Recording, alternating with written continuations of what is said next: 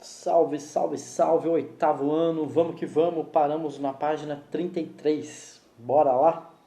República e modernidade. Mesmo entre aquela parte da elite que não aderiu ao positivismo, a república também era vista como algo moderno. Afinal, a França, cujos modelos ela costumava seguir, adotava essa forma de governo desde 1848. Também adotara a república anteriormente, durante a Revolução Francesa, entre 1792 e 1804. Para muitas pessoas das elites brasileiras, a república seria a forma de governo que levaria o Brasil à modernidade, já alcançada pela França, mesmo que essa modernidade fosse copiada. Embora apoiasse a república, a elite não queria que esse tipo de governo fosse instaurado no Brasil, da mesma forma que fora na França, ou seja, com a participação do povo. Na França, tanto a República de 1792 quanto a de 1848 foram resultado de movimentos revolucionários com grande presença das camadas baixas da população. No Brasil, a elite republicana temia que a participação popular pudesse levar a medidas mais radicais, como ocorrera na França entre 1792 e 1794, quando os revolucionários franceses condenaram seus opositores à guilhotina. Nesse caso, preferiram não seguir o modelo francês e instaurar a república sem apelar para uma revolução. Mas não era só por espírito de imitação que as elites brasileiras se sentiam atraídas pela república. Havia outras razões para isso. Durante muito tempo, os grandes fazendeiros e comerciantes deram todo o seu apoio ao império, mas na segunda metade do século XIX, muitos deles se mostravam insatisfeitos com a monarquia. Assim, o avanço das ideias republicanas esteve ligado à insatisfação das elites econômicas e políticas com a monarquia, a partir das últimas décadas do século XIX. Que elites eram essas? Elas eram formadas pelos grandes proprietários de terra, pelos empresários, os banqueiros, industriais e etc., e pelos grandes comerciantes. Vale do Paraíba versus Oeste Paulista. Havia semelhanças, mas também diferenças entre essas pessoas. Elas não eram todas iguais e seus interesses podiam variar. Mesmo entre os fazendeiros de café do estado de São Paulo, havia os que queriam substituir o trabalho escravo pelo trabalho assalariado dos imigrantes e havia os que eram contrários à abolição da escravatura. Os fazendeiros contrários à abolição eram principalmente os do Vale do Paraíba. As fazendas de café dessa região eram as mais antigas de São Paulo. Seus proprietários, mais conservadores e apegados às tradições, só admitiam a abolição se o governo os indenizasse pela perda dos seus escravos. Essa forma de pensar não era apoiada por outros fazendeiros como os do Oeste Paulista. Nessa região, as plantações de café chegaram mais tarde do que no Vale do Paraíba. Seus proprietários eles tinham uma mentalidade mais moderna, eles percebiam que os tempos haviam mudado e que já não era mais possível manter a escravidão. Muitos deles condenavam a monarquia e apoiavam a república.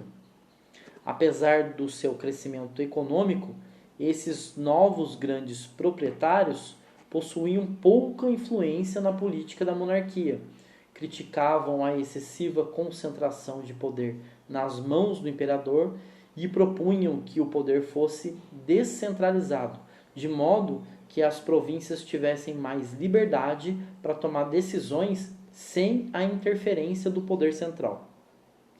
Alguns desses cafeicultores participaram da criação do Partido Republicano Paulista em 1873, ampliando o movimento pela República. Pouco antes, em 1870, outro partido republicano já havia sido criado no Rio de Janeiro. Elite rural apoia a República. No fim da década de 1880, muitos dos grandes proprietários do Vale do Paraíba e de outras regiões do país estavam decadentes e endividados. Em grande parte, isso se devia à perda de fertilidade do solo pela insistência em cultivar sempre o mesmo produto nas mesmas terras. Assim, esses grandes proprietários tornaram-se completamente dependentes de favores do governo imperial.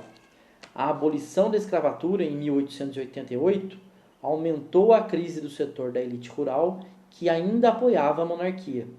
Indignados com a Lei Áurea, os fazendeiros desse setor exigiam que o governo os indenizasse pela perda de seus trabalhadores escravizados. Como o governo de Dom Pedro II não os indenizou, eles romperam com a monarquia e passaram a apoiar o movimento pela República. Aí temos uma imagem aí na página 35 e o texto diz para que a gente observe o detalhe da imagem. O homem da casaca, ajoelhado com a coroa nas mãos, representa esse setor das elites que se curva diante da jovem república. Sob os pés de Mariane, as camélias simbolizam a abolição, fato que desencadeou o rompimento da elite escravagista com a monarquia. Influência dos militares e da igreja. Ainda na imagem que estamos analisando, há um detalhe particularmente importante. Está representado o Marechal Deodoro da Fonseca a cavalo, com um cap na mão. Foi Deodoro quem chefiou o golpe de Estado que derrubou a monarquia e instaurou a República. A ação militar é reforçada aqui por soldados em posição de sentido por trás da bandeira. A presença de militares na cena política brasileira ganhou particular importância logo após a Guerra do Paraguai. Com a vitória no conflito, a instituição militar se organizou e tornou-se politicamente significativa. Os militares reclamavam que os soldos estavam baixos, que os oficiais não eram promovidos por mérito, mas por apadrinhamento, e que a verba destinada à corporação era insuficiente. Essa crise entre o exército e a monarquia, chamada por alguns historiadores de questão militar, fez com que muitos militares passassem a fazer críticas e a defender reformas no sistema político e no governo imperial. Defendiam o fim da escravidão e também condenavam os poderes excessivos da monarquia. Isso estimulou, entre muitos de seus membros, a defesa de ideias republicanas. Na década de 1880, diversos militares passaram a se posicionar publicamente contra o regime imperial em jornais e outras manifestações públicas. O governo tentou conter essas críticas com proibições e ameaças de punição. Isso só aumentou a distância entre os militares e o governo.